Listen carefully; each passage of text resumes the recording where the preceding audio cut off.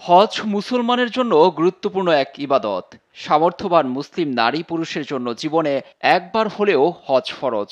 এবারও সৌদি আরবে আল্লাহর দরবারে হাজির লাখ লাখ মুসল্লি। তার মধ্যে আছেন লিবিয়ার যুবক আমের মাহাদি মনসুরও। আমেরের দীর্ঘদিনের স্বপ্ন পবিত্র কাবাঘর তাওয়াফ করা। নিবন্ধন থেকে শুরু করে সব আনুষ্ঠানিকতা সম্পন্ন করে আনেন। তবে বিমানবন্দরে যাওয়ার পর পড়তে হয় বিপাকে। নিরাপত্তা ইস্যু দেখিয়ে বিমানে উঠতে দেয়নি সংশ্লিষ্ট কর্তৃপক্ষ।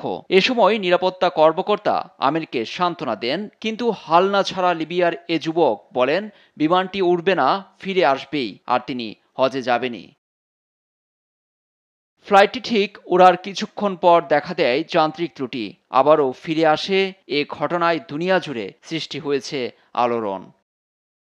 গালফ নিউজ ও ইনসাইট অফ হারমাইনে জানা গেছে, ফ্লাইটটি ফিরলে সবার চোখ কপালে উঠে যায়, কিন্তু পাইলট দরজা খোলেননি, আবারও তাকে ফেলেই উড়াল দেয়। অবিশ্বাস্য ঘটনা এই যে দ্বিতীয়বারও উড়োজাহাজটি মাঝ আকাশে দুর্যোগে পড়লে ফের ঘোষণা আসে অবতরণের। এবার পাইলট বলেন আমের না উঠলে বিমানটি আর উড়াবেনই না তিনি।